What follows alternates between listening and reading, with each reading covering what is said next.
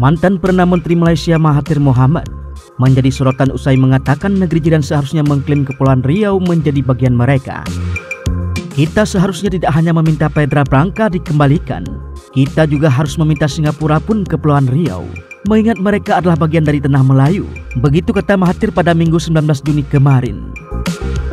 Sontak, pernyataan ex-PM Malaysia berusia 96 tahun itu pun menuai banyak kritik, terutama dari berbagai pihak di Indonesia.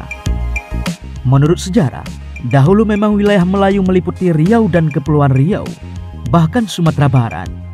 Semua wilayah itu berada di bawah Kesultanan Melayu. Namun, sejarah berubah karena kedatangan bangsa Barat. Belanda mengklaim wilayah yang sekarang disebut Indonesia. Adapun Inggris mengklaim wilayah yang kini bernama Malaysia, Singapura, Brunei Darussalam. Menanggapi pernyataan itu, sejumlah pihak melontarkan kritik, mulai dari pemerintah, pengamat, hingga organisasi masyarakat.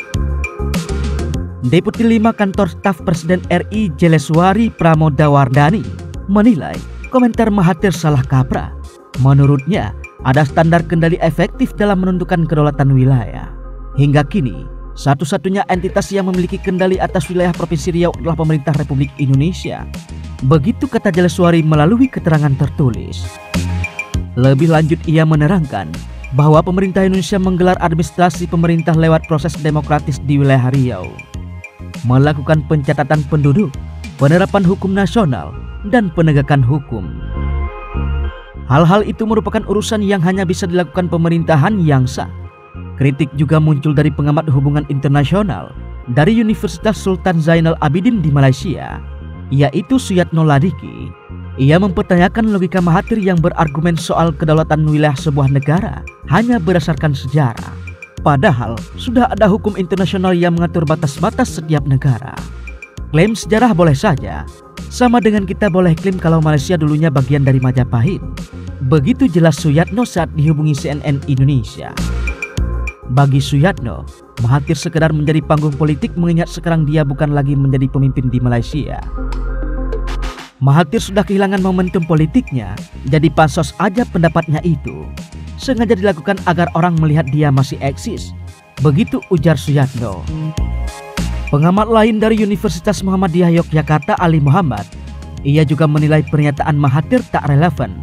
Bila ada politikus yang mengklaim sejarah masa lalu, ia sudah tidak relevan. Misalnya dulu Riau itu bagian dari tanah Melayu. Iya betul, tapi itu dulu, begitu ujar Ali.